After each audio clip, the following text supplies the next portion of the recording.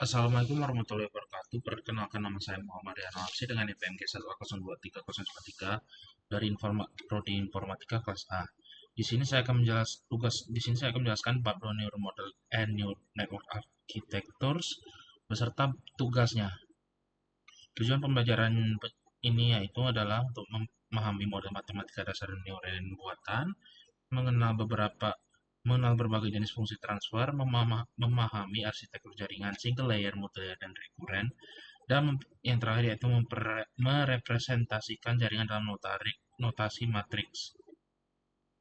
Di sini terdapat model neuron tunggal yaitu jadi dapat anda kalian yaitu ada model neuron tunggal dan duanya ada persamaan matematika tersebut yaitu N sama dengan WP plus B, A sama dengan F buka kurung, tutup kurung, N sama dengan F, WP plus B. Nah, di sini terdapat diagram neuron yang dapat kita identifikasi yaitu A sebagai wake, B sebagai bias B, C sebagai net input N, D sebagai transfer func yaitu di bawah ini, dan E sebagai output A. Fungsi transfer tersebut yaitu terdapat 4 di sini. Yang pertama itu hard limit, simbol hard limit range dengan 0,1 range 0,1. Kegunaannya yaitu untuk klasifikasi biner. Linear pure line, kegunaannya itu untuk aproksimasi linear. Loximoid, simbol logic, fungsinya probabilitas atau multilayer.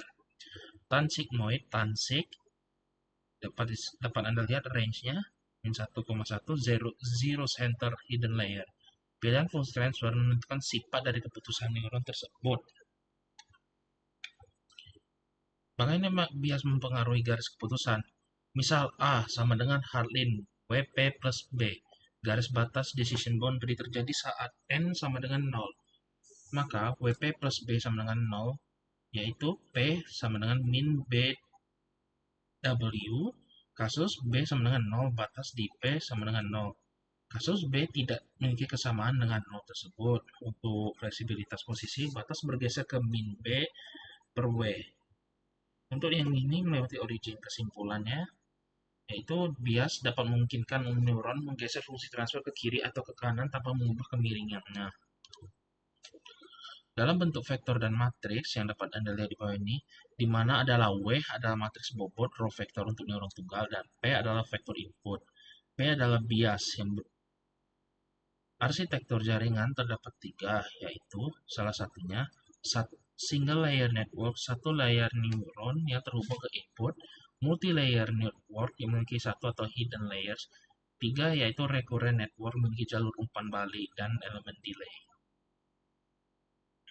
Di sini dapat kita cek dimensi matriks R input S neuron. Input memiliki simbol P di sini dengan dimensi R kali 1. Wake di sini dengan simbol W, dimensinya yaitu S kali R. Untuk bias B memiliki dimensi S kali 1 dan untuk output yaitu A dengan simbol sebagai A dan dimensinya itu S kali 1 juga sama seperti bias. Di sini terdapat output dari kode di atas, input. Nah, jawabannya yaitu adalah ini. Kita harus menginput dulu kode-kode di atas dan di MATLAB. Di sini Anda dapat melihat N sama dengan 1 tambah 2 0,5 min 1 tambah 1 0,5 plus buka kurung min 1 0 tutup kurung sama dengan 2 min 1 min 0,5 tutup kurung sama dengan 1 min 0,5 tutup kurung. A sama dengan N sama dengan 1, min 0,5.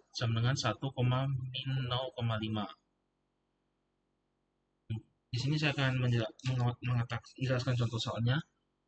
Di sini terdapat soal hitung input pada neuron tunggal adalah P sama dengan 2,0.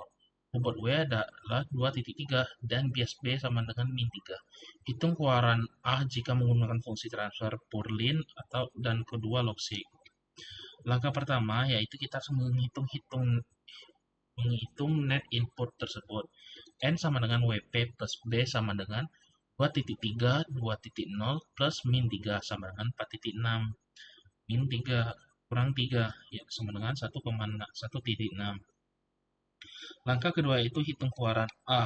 Pure length A sama dengan N sama dengan 1.6. Dan untuk log 6, A sama dengan 1 per 1 plus E min pangkat min N sama dengan 1 per 1 plus E min pangkat min 1.6 sama dengan yaitu 0,8320. Untuk soal yang kedua yaitu soal diberikan neuron dengan dua input. B sama dengan 1.2, matriks bobot W sama dengan wake sebagai 3.2 dan input P sama dengan min 5,6. Hitung A dengan fungsi hard limit symmetrical hard limit. Tulisannya di bawah ini dapat saya jelaskan. Hitung net input N. N sama dengan W, P, W, dan WP plus B sama dengan 32 per 32 dan untuk B-nya itu min 5 per 6. Min 56 untuk B salah. Untuk B-nya itu 1.2 dan untuk P-nya itu min 56.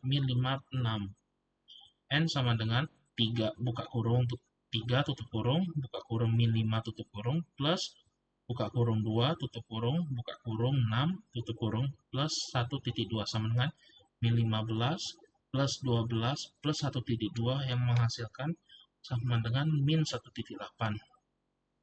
Kemudian kita akan menghitung keluaran A. A sama dengan hard limit buka kurung min 1.8 tutup kurung. Karena min 1.8 lebih besar, maka min 1.8, maka terdapat di sini hasilnya, maka fungsi simetrikal hard limit menghasilkan A sama dengan min 1. Di sini dapat Anda lihat implementasi operasi dasar dalam neuron. D, seperti ini contohnya. Ini dapat Anda gunakan untuk di Python, sedangkan yang satu ini dapat Anda gunakan di MATLAB. Nah, perlu Anda pastikan untuk dimensi W dan P, dimensi W, S kali R, dan P, R kali 1 itu harus sesuai. Nah, kesimpulan yang kita dapat yaitu adalah neuron buatan adalah blok bangunan dasar. Pilihan fungsi transfer menentukan kemampuan neuron tersebut. Dan arsitektur jumlah layer dan koneksi menentukan kompleksitas masalah yang bisa diselesaikan. Lalu notasi matriks memudahkan perhitungan pada skala besar. Oke, di sini saya akan menjelaskan bab tugas mandiri mahasiswa bab 2. Pertama, anatomi neuron tunggal.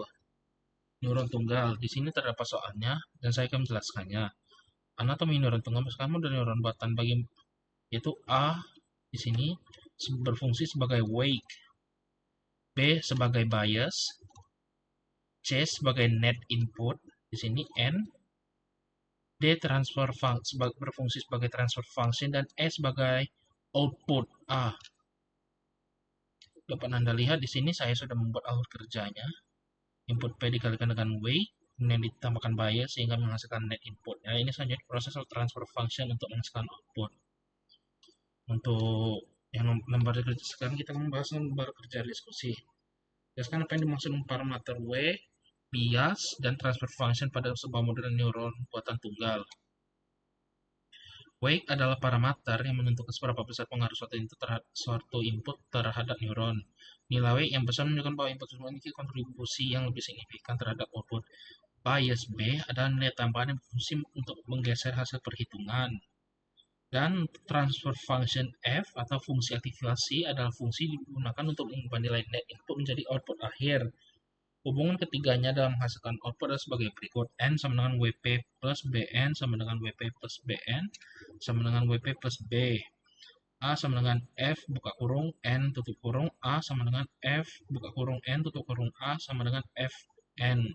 Artinya, input dikalikan dengan W ditambah bias untuk menghasilkan net input, kemudian diproses fungsi aktivasi untuk menghasilkan output. Untuk yang kedua, yaitu jaringan saraf. Jaringan saraf dapat menggunakan berbagai macam fungsi aktivasi, seperti purelin, harlim, dan loxi. Jelaskan mengapa kita menentukan fungsi aktivasi non-linear seperti loxi pada arsitektur multilayer.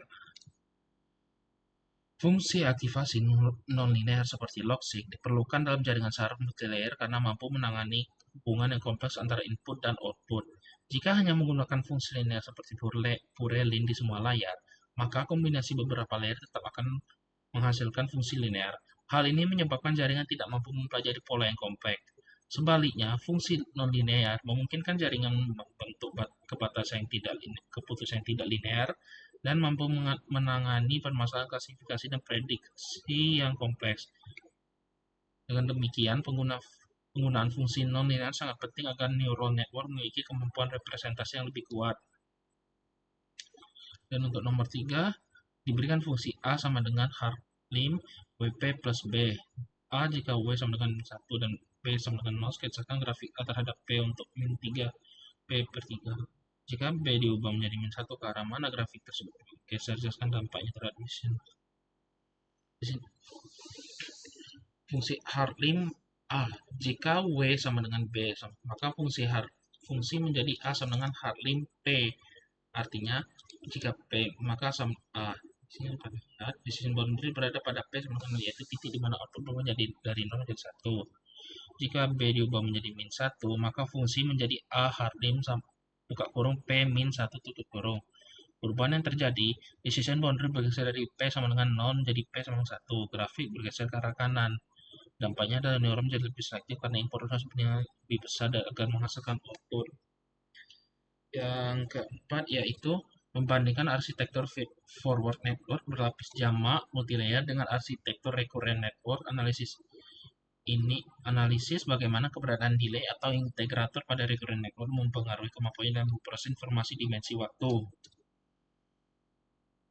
Feed-forward network adalah jaringan saraf di mana aliran datanya bergerak satu arah dari input menuju output tanpa adanya umpan balik.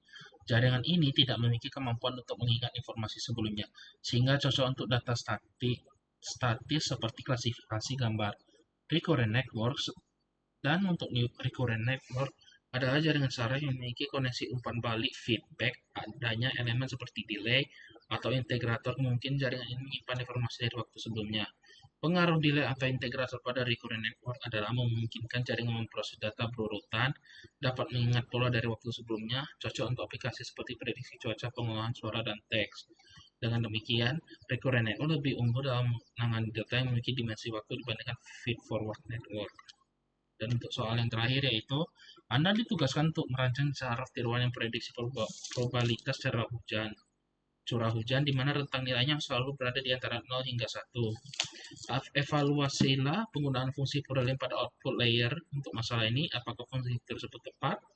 Jika tidak, usulkan fungsi yang lebih baik dan berikan argumentasi Anda.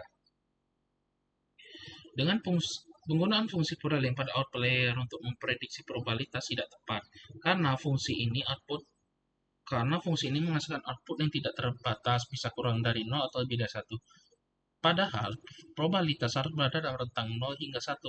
Fungsi yang lebih tepat digunakan adalah log-sig, sigmoid, karena yaitu pertama, menghasilkan output dalam rentang 0 sampai 1. Kedua, sesuai untuk merepresentasikan probabilitas. Dan ketiga, itu banyak digunakan dalam kasus klasifikasi biner. Dengan demikian, menurut saya, itu adalah fungsi log. Dengan demikian, menurut saya, fungsi log-sig merupakan pilihan lebih baik dibandingkan Purelin untuk permasalahan ini. Sekian, terima kasih. Wassalamualaikum warahmatullahi wabarakatuh.